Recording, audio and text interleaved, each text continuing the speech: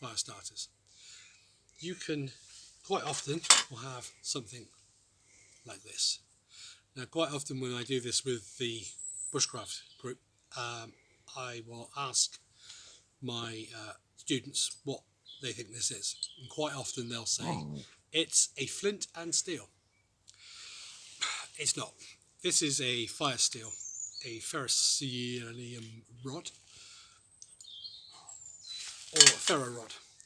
Basically what this is a select compact of rare earth elements in a stick, which you will then strike with a hard edge and tear off microscopic particles of material, which as they come away catch a light and then ignite at about 3,000 degrees. It's very, very hot, very, very effective, will work when it's damp.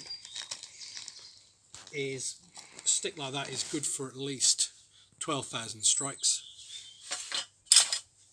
Of course, you could always invest in a big one, which works very well. Hasn't got a handle, but you could get a grown-up to drill a hole in it so it can have a little bit of cord on there as well. But it works equally as well. The only issue you do find with these things, if they do get seawater on them or salt water, they will start to dissolve. Also, they have a tendency to set off metal detectors at airports, so don't carry them in your pocket. One of the easiest ways of striking this is to put it onto your boot or shoe or foot, keep the striker where it is, and pull back.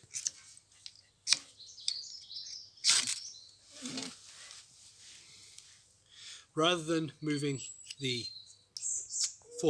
striker forward, pull the rod back. Sometimes children, kids with smaller hands or adults with smaller hands do struggle with this. So what you can do for your scouts, cubs, beavers even if they want to do this, is actually attach these to bigger sticks. So then they have much more to hold on to. Again, you can apply the usage of Vaseline to this or some other flammable material, then you will then make it more effective. Here we're using cotton wool. You could use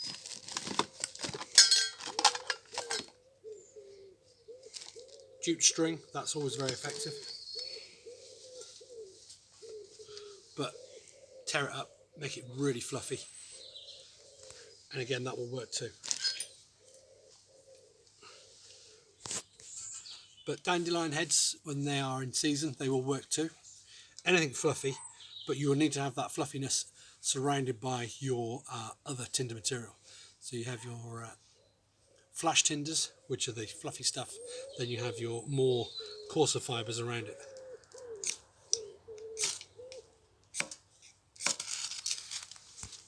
As you can see, that works rather well too.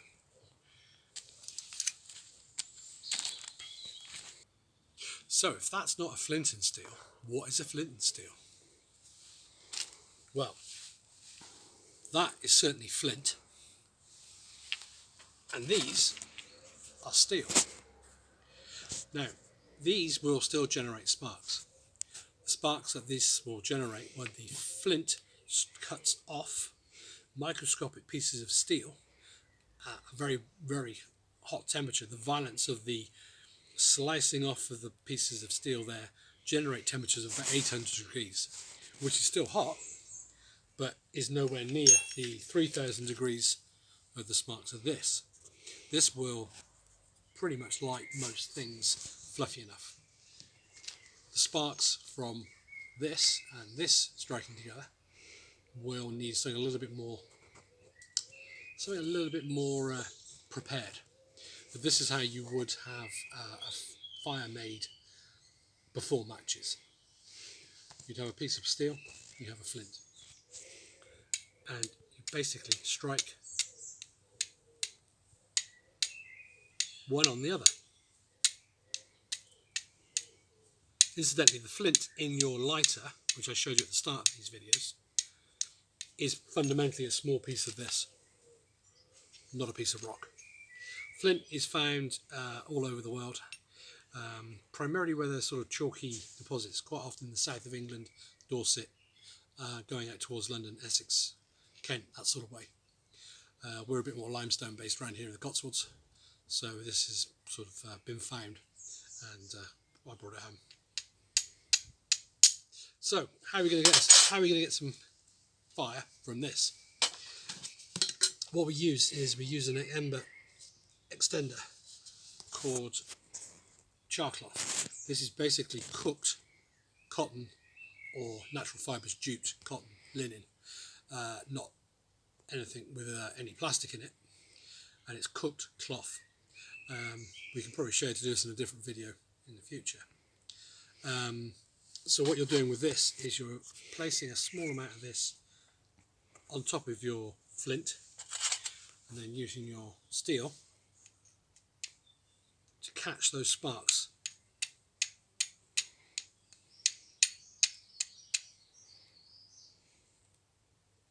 And once they're caught, it will slowly burn.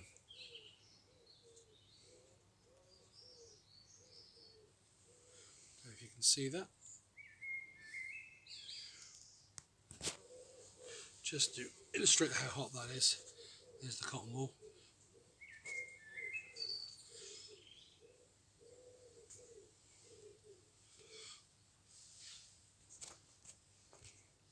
It hasn't worked quite as well because it's burning my fingers, but that is quite hot.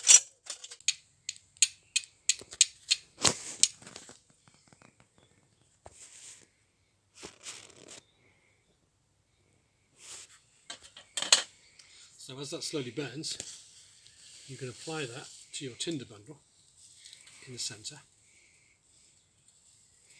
very carefully, and then coax it into flame.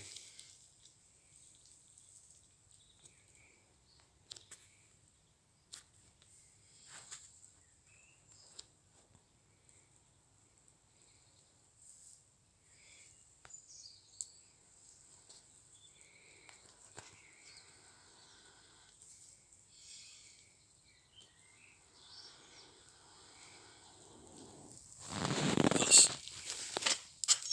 What other fun ways are there of generating fire? Well, one of the ways you can do it is chemical fire starting, using something called potassium permanganate, which is a really useful compound which you could have in your survival kit. It's good for treating water to make it safe in small amounts. You can start fires with it. You can use it as a marker, as snow, because it's very, very purple, or you can use it for treating fungal infections like athlete's foot. But the fun way is to use it for making fire. So a small amount of this, which is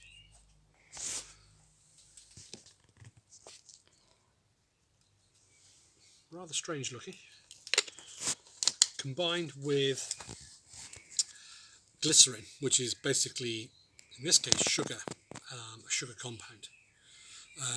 This is for baking, so making soft icing, but you may find glycerin or glycerol in antifreeze. But you can actually do this with sugar as well. You have a small amount of sugar and then you basically crush it all together, or you can put it in a bow drill, more of that in a minute, and then generate friction and heat to cause it to ignite. But in this case, we're going to use a little bit of glycerin on the material, and we'll just leave that there for a minute and see what happens.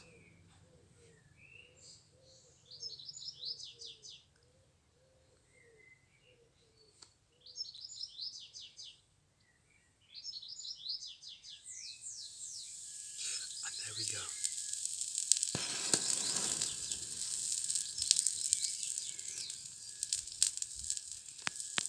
So you put your tinder bundle on top of that just before it ignites and reacts. As you can see, it's rather nice.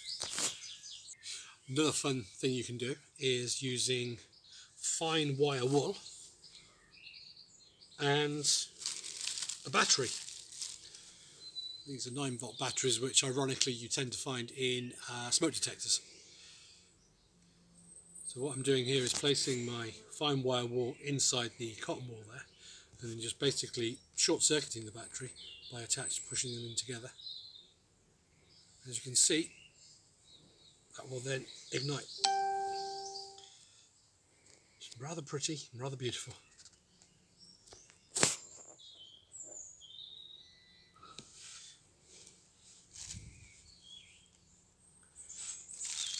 It doesn't take very much.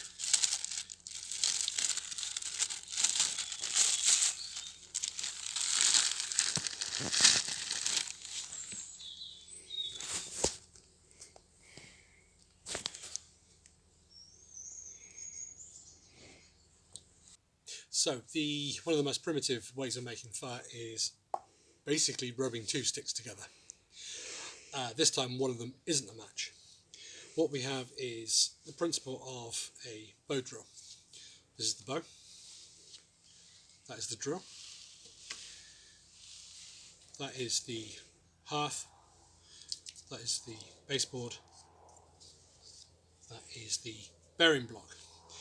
What you're doing is applying pressure, downward pressure, along with friction. And what you're doing is then creating enough friction and heat for the dust that is being created here to actually eventually ignite. It's taken me ages to do this. It may work, it may not. We'll give it a try. A lot of it is down to muscle memory, is remembering where and how you place yourself. The string goes on the outside of the bow, not on the inside. You use the entire length of the bow when you're bearing down. Thus, it's not a sprint, it's more of a marathon. So you just basically gradually take your time, gradually increasing pressure.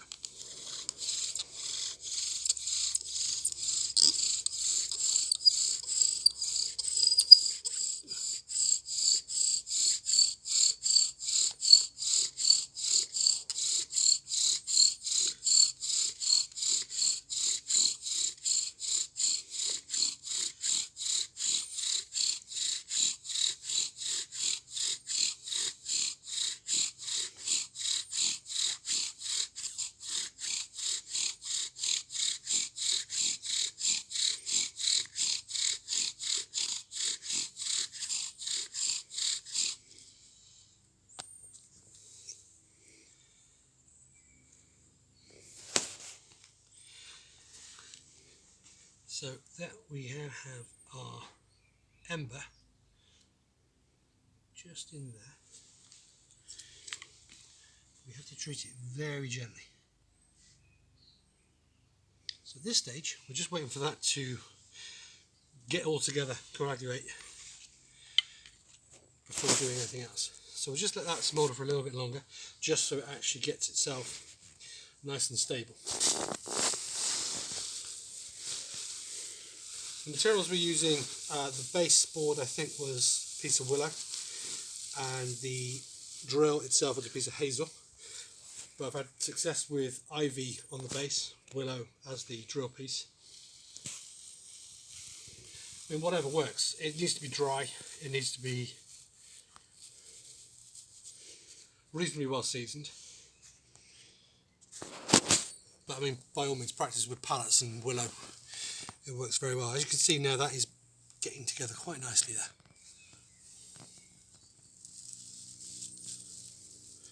Just pop that into there very gently.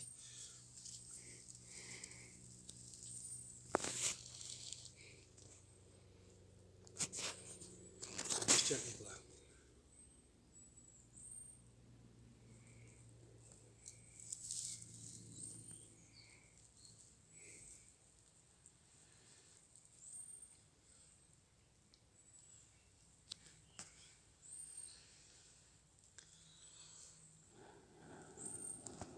And boom.